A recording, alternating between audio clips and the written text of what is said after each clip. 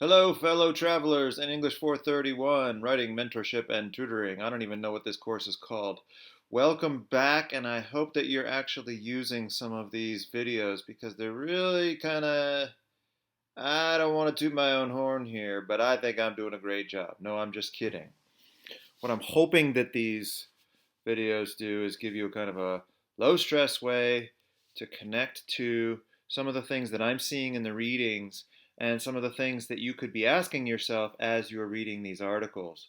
My idea, of course, as always, is just to advance our understanding of genre as a concept and to get us pushed toward that paper in which what you'll do either solo or in teams is try to investigate what good writing is in some particular major, minor, unit, program, discipline, department, whatever. Okay, so jumping into it, one of the things that we should do, sorry, turn away for a second, is talk about this right here: general readers and classroom tutors across the curriculum. First thing I'll mention, I have updated the tentative schedule, which you see here. I have also updated the writing assignment for this final section of the class.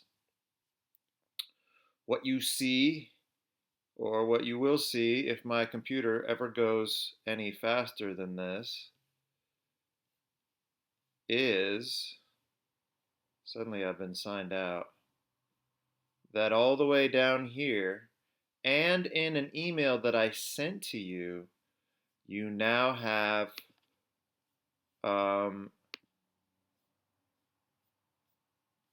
some words behind this project.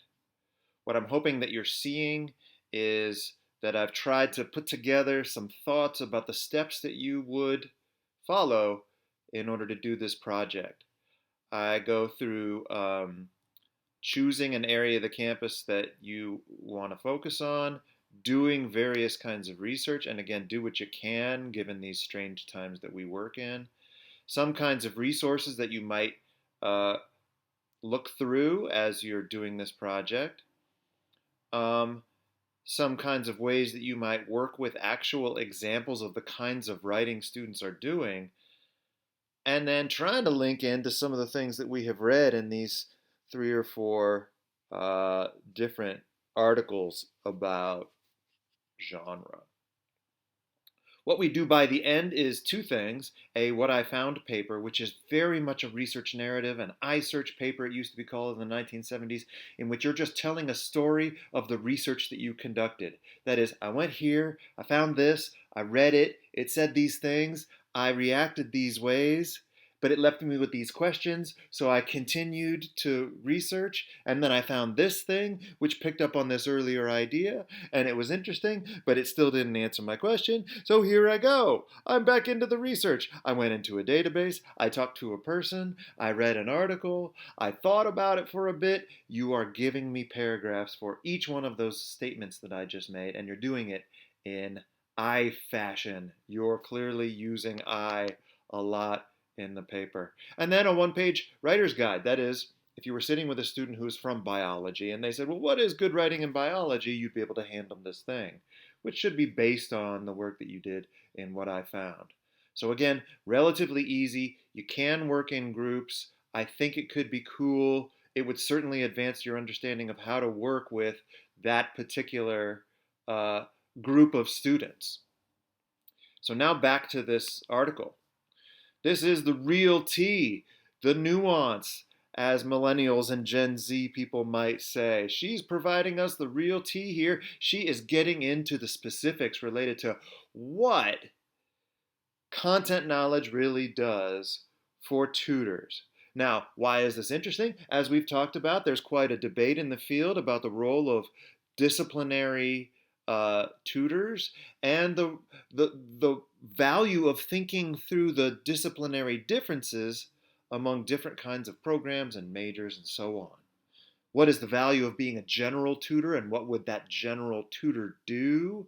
What is the value of being a specialist tutor, say in English or other kinds of places, and what would that specialist tutor do? Mary Soliday, who now works at CSU San Francisco, actually, takes this question on. She says, can an English major cope with a lab report for a biology class or a research paper for an upper level chemistry elective? Can a psychology major cope with an essay exploring causes of the American Civil War? And she answers is yes, kinda.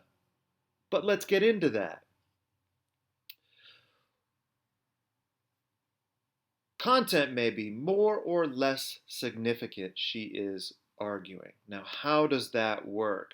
It seems very clear that based on previous research, the general strategies are the kinds of things we've talked about so far in this class: careful, non-judgmental listening, non-directive questions that apply to the global qualities of text, and personal skills that help to establish a trusting relationship between reader and writer.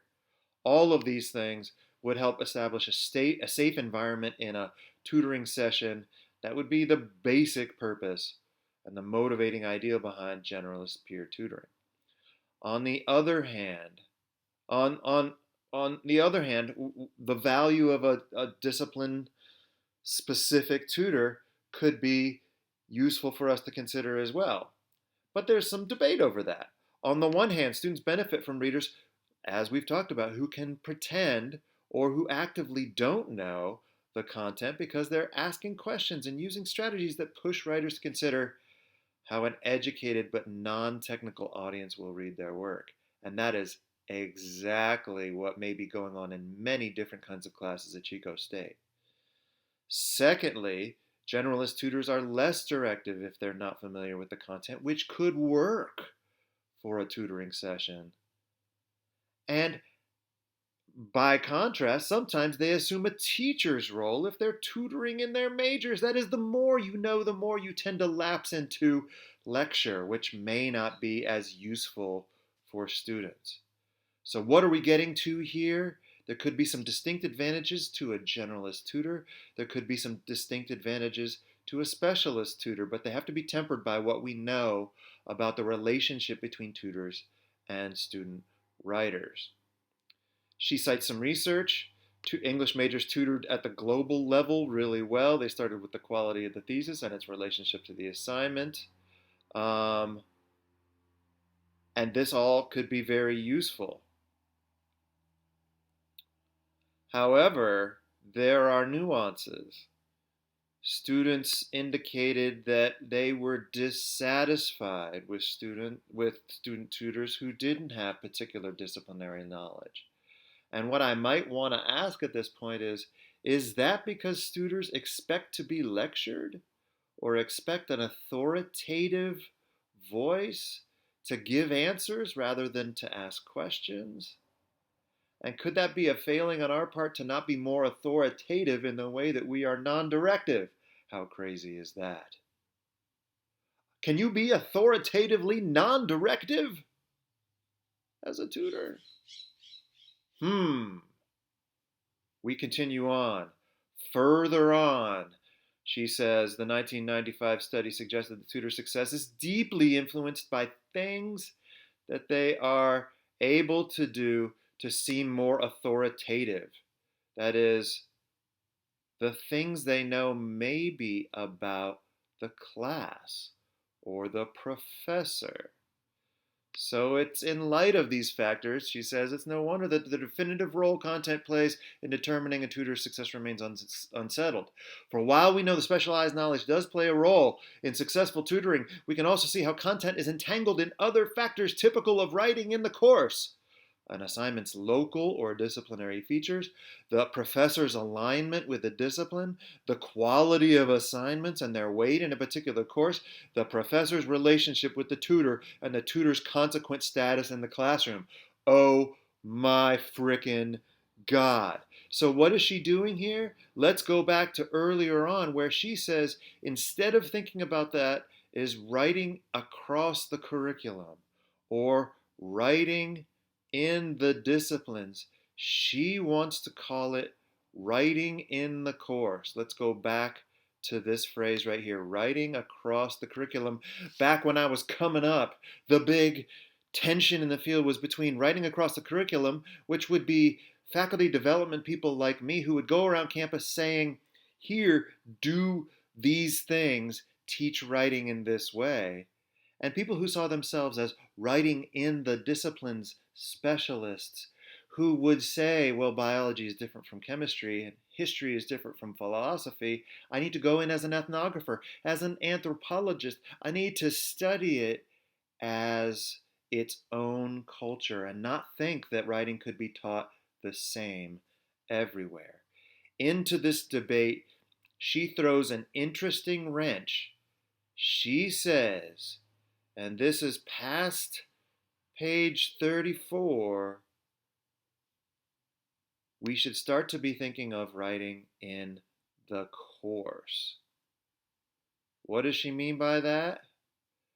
Writing in the course are all of those things we might know about writing in a particular course because we have worked with that professor before, because we have an understanding of how they teach writing. And it also assumes that not only might disciplinary writing be different in history and biology, but within or among historians, there could be adherence to disciplinary standards that differ quite a lot. There could be different kinds of assignments. There could be different kinds of relationships that you have. Let's just take this example. You've been doing commonplace books in English 431, and OMG, you've been doing commonplace books in Aaron Kelly's class, and sometimes in Corey Sparks's class, and sometimes in Jeannie Clark's class. Do we imagine for a second that what Aaron Kelly is doing in her commonplace book, a very specific assignment, and what I'm doing in mine are the same? No, we do not, because we know they are not. Aaron Kelly does a different version of a commonplace book than I do, and she uses it for different purposes within the classroom. Again, OMG. So, what have we got? What does that mean? Do you have to go and track down every professor on campus? No. But if there are ways that we could publicize or work with the different kinds of courses you have been in and the specialization that you have done in those classes to learn what writing is important, the better a tutor you might be. Writing in the course, then, is what she suggests toward the end of this argument,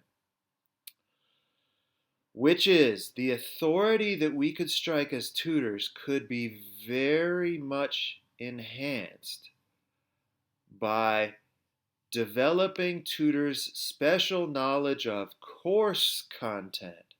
That is, I think of myself as a specialist in History 130, or a specialist in Polls 155, or something else like that, that could lead me to be specifically a very good tutor for people who come from those classes. Or I've worked with Jeff Livingston before, I've worked with Laird Easton before, and I know what kinds of writing they assign in their classes. Holy moly. So we need to be more specific with this, and we need to be more astute in helping students understand, well, first off, what's the name of your professor? But then second off, what kinds of genre knowledge could you bring to the ways in which that course is taught? So, writing as a mode of inquiry in WAC programs, really, we're going to double down both on the general and the specific. We need to help less successful students with their invention processes, and we need them to be able to see writing as a mode of inquiry at the earliest stage of a research project. We also need to make sure that they understand not to negatively transfer a notion of a thesis statement that they learn in English into all of the different ways in which claims and theses and major points are developed in other kinds of writing. Still, at the same time, what we can do as tutors is we can think through and develop robust notions of genre as official sets of expectations that exist before a course begins and as expectations distinct to particular classrooms. We also need to double down on the notion that writing to learn or low stakes assignments are different than formal high stakes assignments that often involve writing as a mode of inquiry. We need to do these things. We need to do both and that is what gives our project a particular valence, a particular value to us in class. Is we can develop generalized strategies for working with a variety of different kinds of students, but the more that we can develop our knowledge of writing as it occurs in actual classrooms, still the better off we will be. Cool, cool, cool.